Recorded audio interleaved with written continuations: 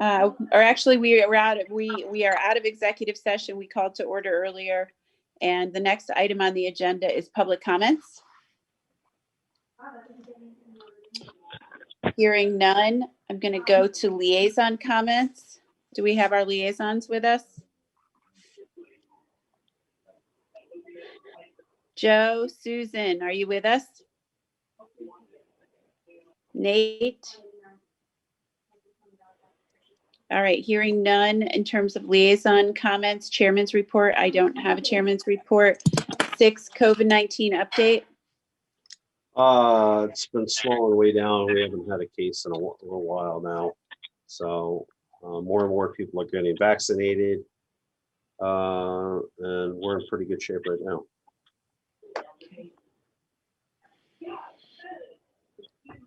Sean, do you know if there's any report of the Delta variant in Woodbridge at all at this point? Is that the new one that came out of India? Yeah. Yeah.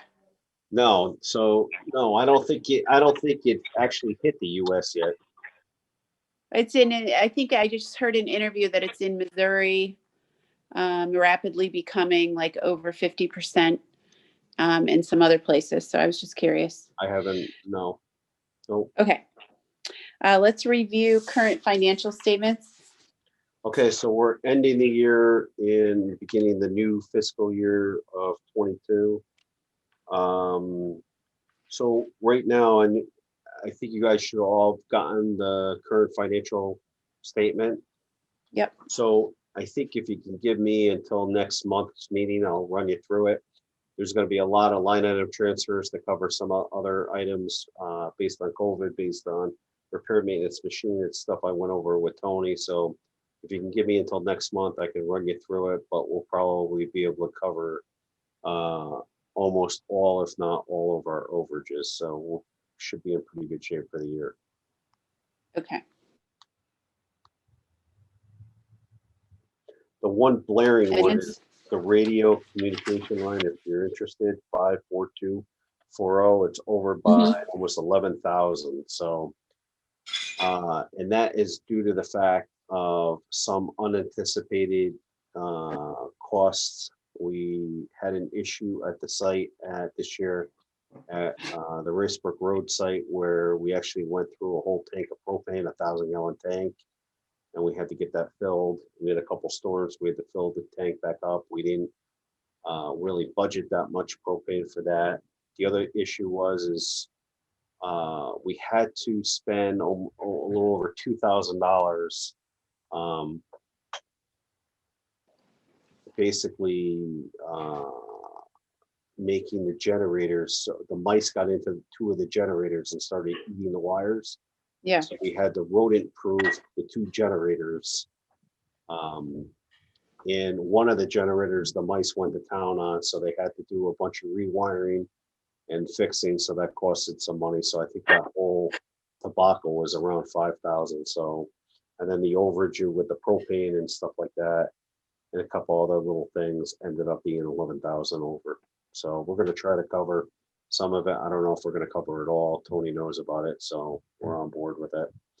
The other line, if you guys are interested in, is the electric for the building. When you look at that, it looks like we're over $7,000. He is looking into that. There is no reason why we should be over $7,000, but the town did do a lighting upgrade a year ago where they changed out the lights in the building. And part of that program is we have to pay for it, but then I want to say it's a 2 or 3 year payback, and then we end up saving money. But right now we have to spend money to cover the cost of the fixtures and labor to install them. So that's where I think that overage is coming from. It's not coming over by over $7,000 just with electricity up being at the firehouse. Okay.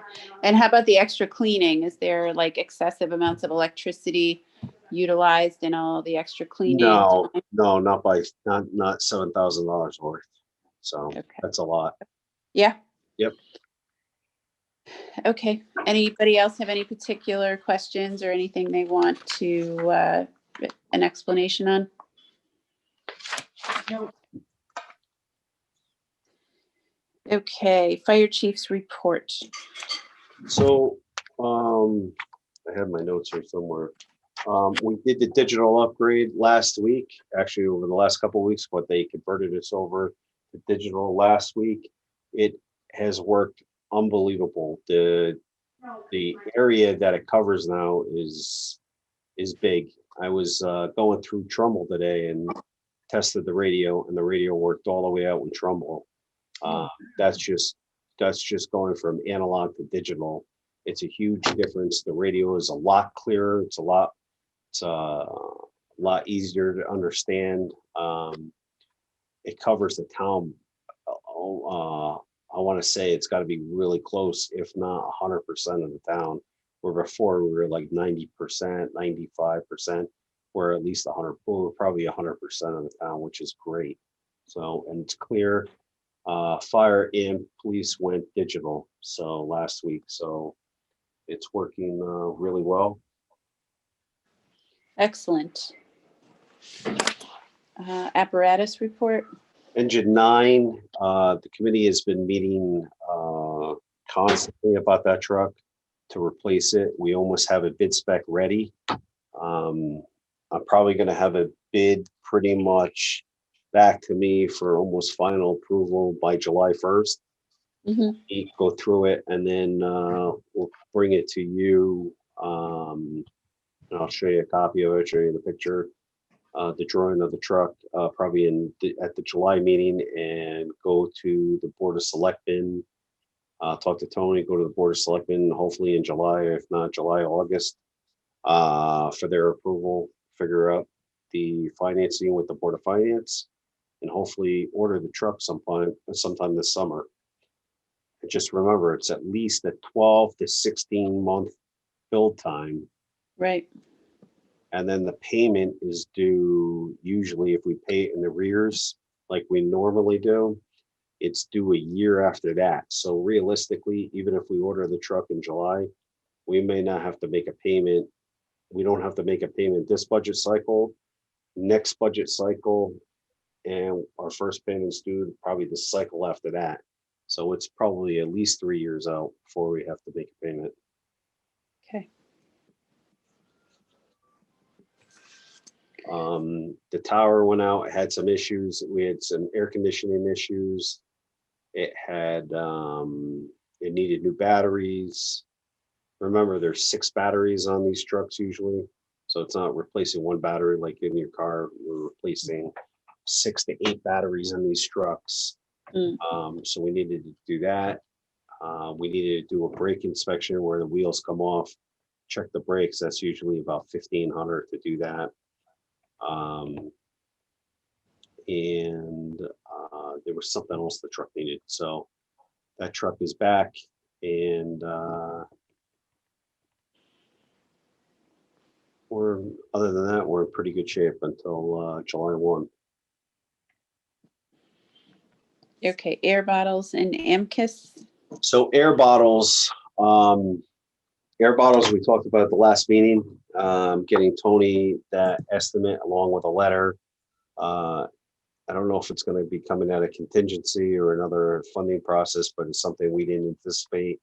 And it's something like $18,000 or $19,000. And it's something we have to do to be compliant. And come next year, we're going to have to replace, I think it's 7 or 10 air packs that are non-compliant also. When we bought the original air packs, we bought them in 2 bulks. We bought them the first 30, and then we bought another, I think it was 10, 2 or 3 years, or 3 or 4 years after the other ones, because the other ones were still good. And instead of mothballing those, we just went out 3 or 4 years till we get the maximum life of the air pack. But we're at that point where we need to replace those, and he knows about it. I've talked to him about it. AMKIS, this is the money that's been budgeted, that was approved this past budget. There's $42,000 in our capital. We need to replace 2 cutters and 2 spreaders. Instead of going with the power unit, where we need to replace the power unit also, there was a cost savings. That's why we only budgeted 42 instead of probably 65,000. So we're going to buy 2 battery operated spreaders and 2 battery operated cutters for 42,000. Since it's over the $10,000 number, that has to go to the Board of Selectmen just for approval. But hopefully we're going to take that up in July with the Board of Selectmen and get them to approve it, and then we can order them up. And we want to stay with AMCIS since everything we own is AMCIS, and we have other tips that are AMCIS, so it makes sense to stay with that brand instead of going out to another brand.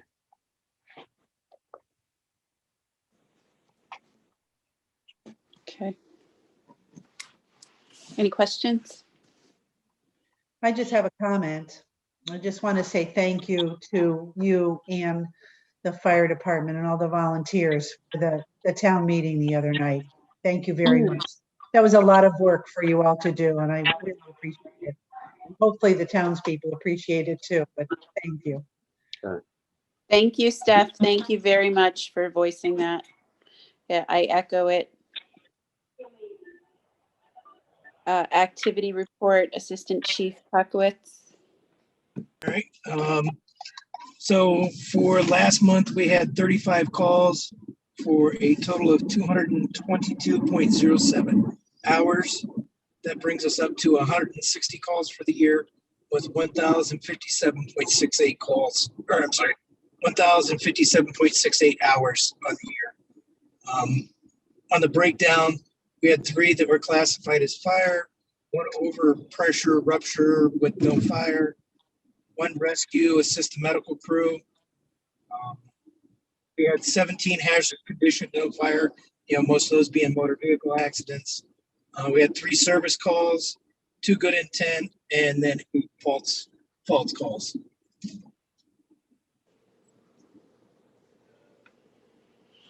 Okay, thank you. Anybody have any questions about that? Just my only question is, how are we comparing year to date with the last few years? So the last couple of years, we're running a little high compared to what we were on number of calls last month. 31 and 26 were the last 2 years. And then 2018 was 76, but that was the year we had the tornado. So that kind of skewed the numbers. But basically, for the month, we were right on average for calls and hours. For the year on overall calls and hours, we're pretty much right on for the number of calls, but the time-wise, we're running a little lower than average. So we're able to clear calls a little faster. Okay. Do you have any observations about the types of calls and any shift from prior years, if there is, or any trend? No, not right now. I mean, it seems to be trending about the same. Compared year over year of last year, we're higher on the motor vehicle accidents, but last year we had more activated fire alarms because people were home, cooking and doing more stuff at home compared to last year. So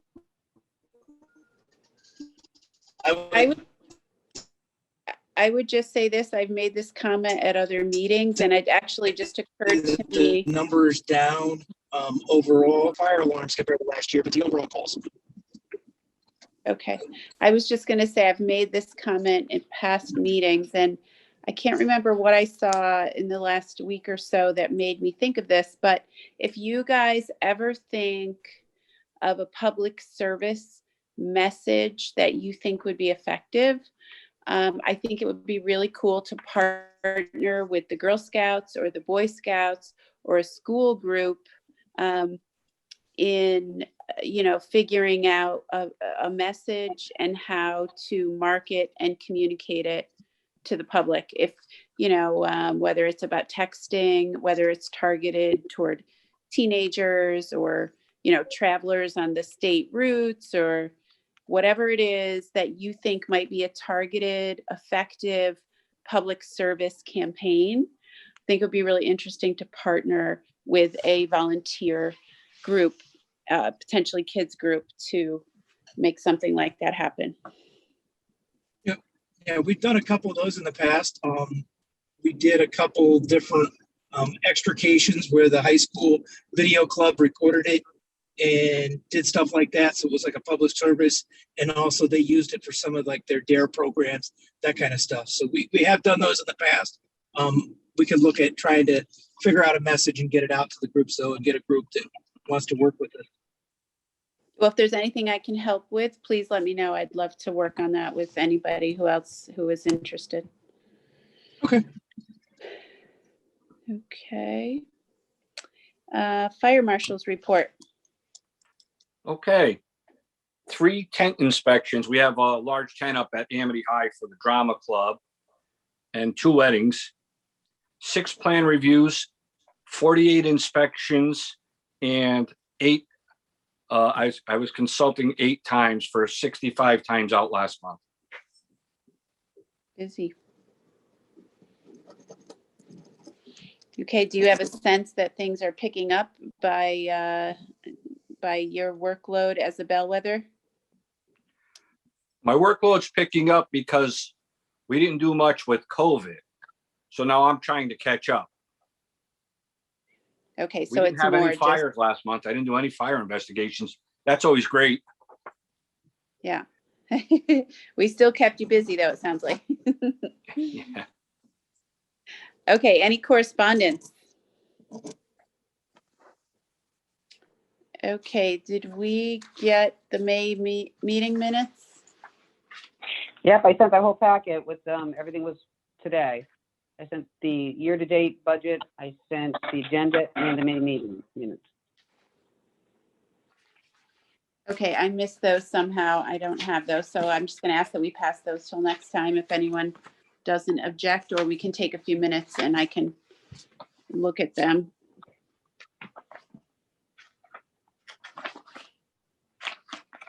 Do we still have Mike Sufreen, by the way? I'm still here.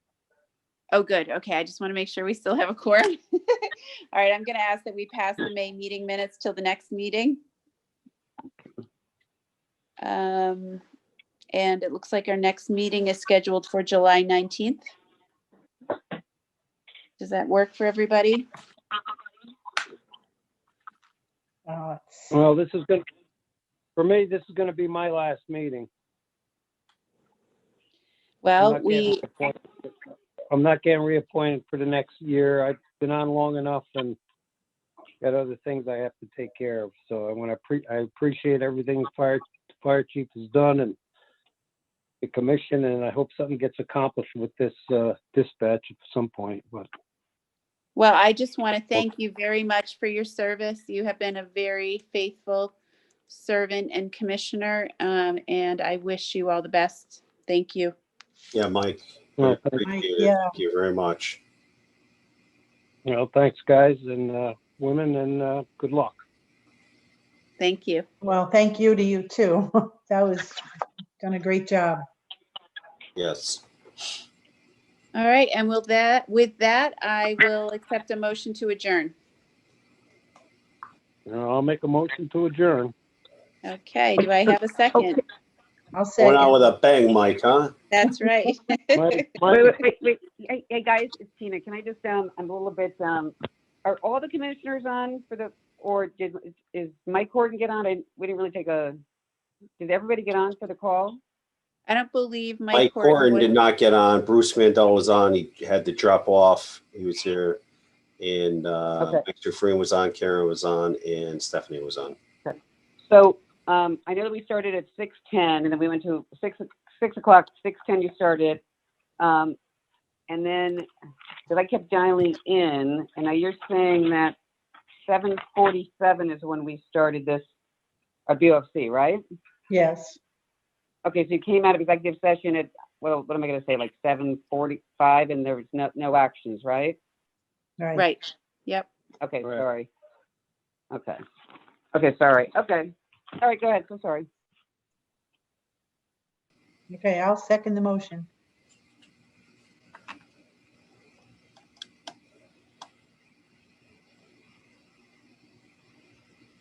Karen's All still those in there.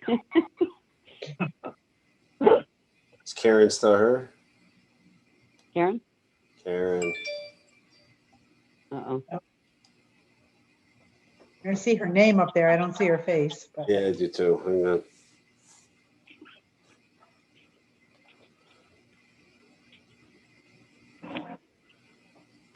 Karen. I don't know, Stephanie, could we end without Karen? Oh, here she is. Yeah, she's she's joining gotta again. be here somewhere.